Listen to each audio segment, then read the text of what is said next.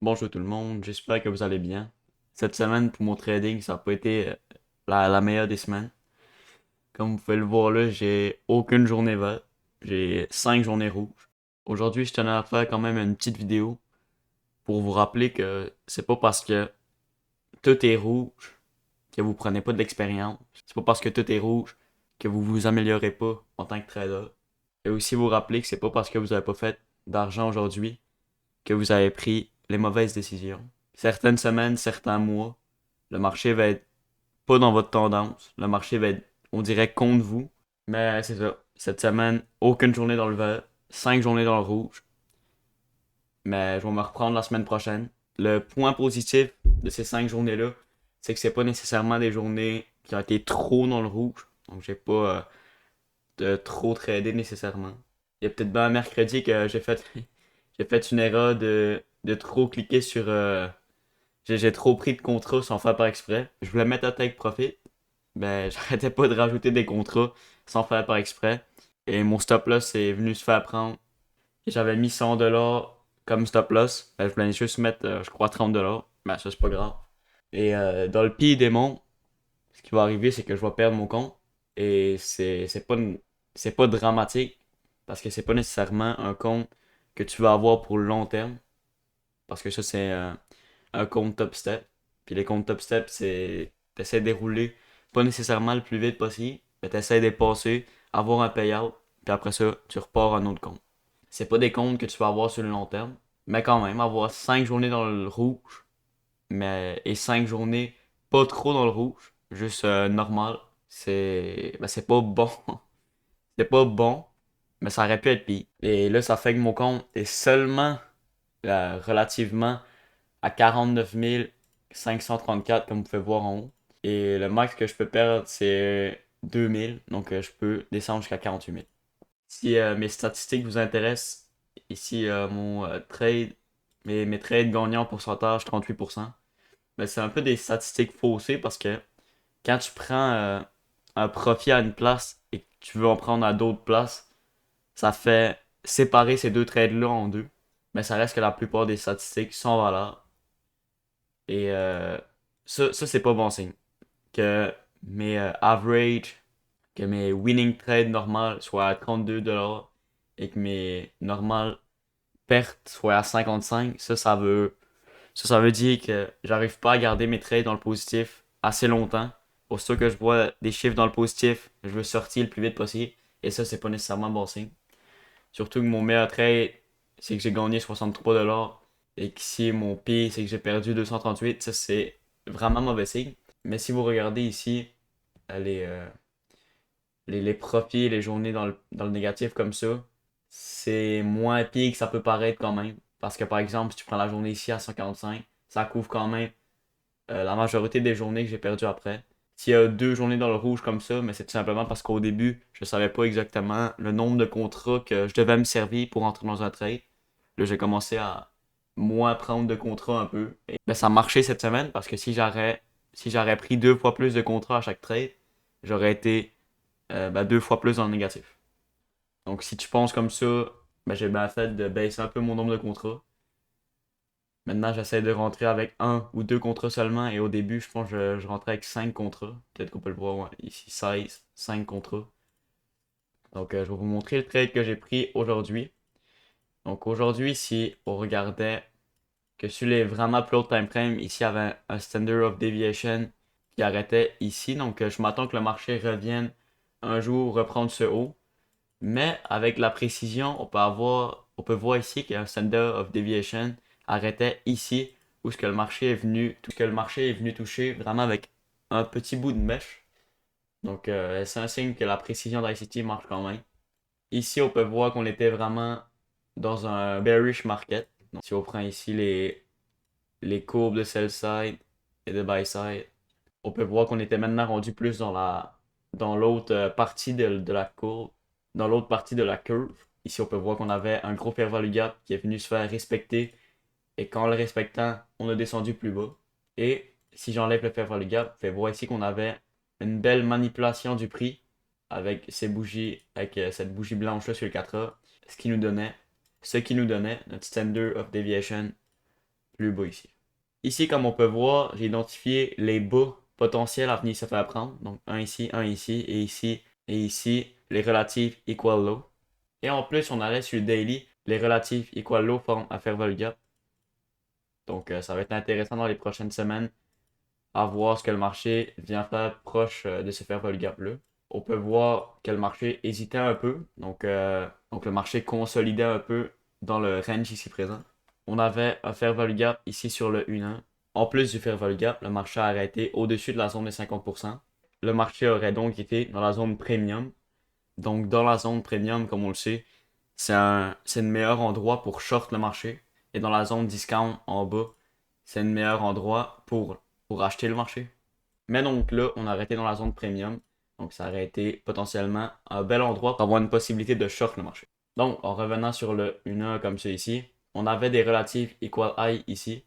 Donc maintenant, si on descendait sur le 15 minutes, donc si on descendait sur le 15 minutes, on pouvait voir que ça ressemblait à ça ici. Donc encore là, si on prend les courbes de buy side et de sell side, on pouvait s'apercevoir qu'on était dans une courbe pour aller chercher des hauts, dans une courbe de buy side.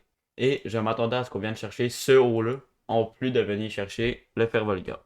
Et donc là, encore sur le 15 minutes, ici on peut apercevoir qu'il y avait un fair value gap qui s'est fait respecter ici.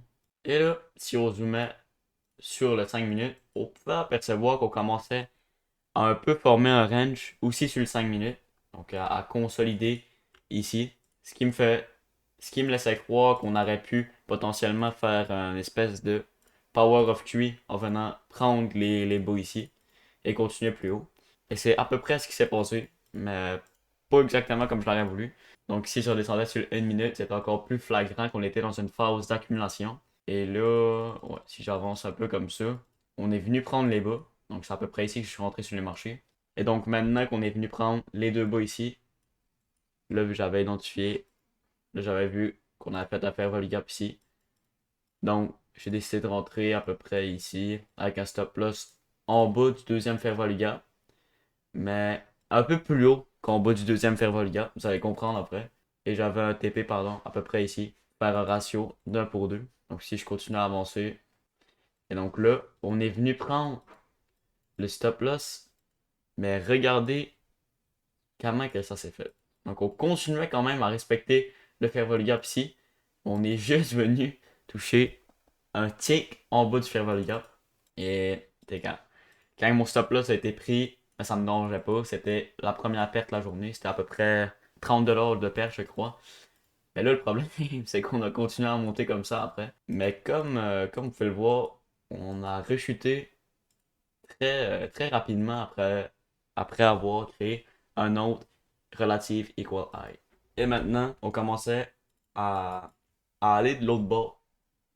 Je sais pas si vous comprenez ce que je veux dire, mais si on allait sur IS, on pouvait apercevoir qu'ici on avait un SMT. Et quand j'ai vu qu'on avait formé un SMT, je suis rentré en long avec un contrat ici, avec un stop loss un peu plus bas que le bas qu'on venait de créer avec les SMT et en visant le haut qu'on venait de faire. Maintenant, le marché avait créé un fair gap, donc je suis rentré à peu près ici en ajoutant une position en revisant celui-ci. Mais là, vous allez comprendre que j'ai jamais pris de profit dans ce trade-là, et c'était voulu. Mais si au début je suis rentré ici et que la ligne où ce que le trade est à 0$ était ici au début, ben après avoir pris ce trade-là avec un autre contrat, ça faisait en sorte que mon trade à 0$ était à 50%, donc était maintenant ici. Et en plus de ça, j'avais monté mon stop loss. J'avais monté mon stop loss à peu près dans le bas du fair value gap ici. Donc ça faisait que je risquais vraiment pas beaucoup sur ce trade pour faire vraiment beaucoup. Donc c'était du bon risk management quand même. Au début, je crois que je risquais 34$ et qu'à la fin, ça finit que je risquais 44$. Sauf que j'avais repris un autre contrat, donc j'étais rendu à 3 contrats, donc 3 fois plus qu'au début. Donc si je continue à avancer, vous pouvez voir qu'on est venu prendre mon stop loss. Donc je crois que mon stop loss à la fin a arrêté comme à 340$ et j'ai perdu. Attends, je vais aller voir comment j'ai perdu exactement. J'ai perdu 41 et 50 si on additionne les deux ici. Donc mon stop loss maintenant me faisait perdre à peu près la même quantité d'argent. mais mon take profit m'aurait fait gagner 2 fois plus d'argent. Et donc, c'est ça. Si j'arrête le mode replay, comme vous pouvez voir ici, j'ai pas tradé dans les meilleures conditions possibles, mais à ce moment-là, je ne savais pas. Comme vous pouvez voir ici, on a continué à chopper un peu dans le range. Donc, vraiment pas une belle journée pour trader. Donc, vraiment pas une journée que le marché nous a donné les meilleures conditions possibles. Donc, pas une bonne journée d'un point de vue concept ICT, mais on faisait quand même du bon risk management. J'aurais pu gagner 300$ tout en risquant environ 40$. Donc, c'était pas une mauvaise journée pour moi nécessairement, mais ça conclut cette semaine de 5 jours dans le rouge. C'est pas nécessairement un problème, c'est juste un fait que cette semaine, j'aurais pas pris un trade dans le positif, ce qui fait un peu mal dit comme ça. Mettre l'autre bord, si on relative un peu les choses, je suis quand même encore un trader relativement débutant, avec pas beaucoup de mois d'expérience dans les marchés. C'est mon deuxième compte d'une propre firme que je m'achète, et l'autre, je l'ai déjà perdu.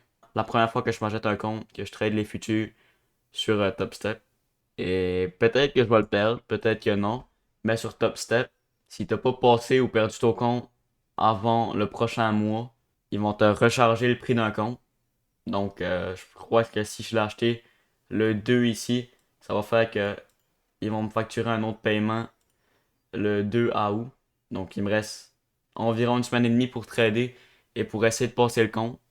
Donc là, tant qu'à perdre le compte bêtement sur la limite de temps, ben, je vais peut-être bien essayer de plus trader avec des gros contrats et de plus gambler le compte. Donc j'espère que ça va pas trop me donner des mauvaises habitudes si je le perds quand même. J'espère que cette vidéo vous aura aidé. C'était juste une petite vidéo pour vous montrer que c'est pas parce que vous avez 5 jours dans le négatif que vous êtes nécessairement un mauvais trader. Donc là, ça fait depuis le 10 juillet que j'ai pas pris un trade profiteur. Mais le 10 juillet, c'était un très beau trade. Je l'ai même montré dans une vidéo. Ça fait maintenant 9 jours que j'ai pas pris un trade profiteur. Donc j'espère que ça va se replacer un peu la semaine prochaine. Mais il faut savoir que, comme je disais au début de la vidéo, cette semaine, ça n'a pas été une semaine excellente d'un point de vue concept ICT. Si on va sur le daily, comme vous pouvez voir qu'on a juste fait de chuter. Quand on aurait pu s'attendre à plus rebalancer comme ceci et continuer plus haut. Mais non, on a juste fait de chuter. Donc il faut s'habituer aux conditions des marchés et faire avec ça. Donc c'était tout pour cette vidéo. N'oubliez pas de vous abonner et de liker cette vidéo. Et je vous souhaite une excellente fin de journée. À la prochaine.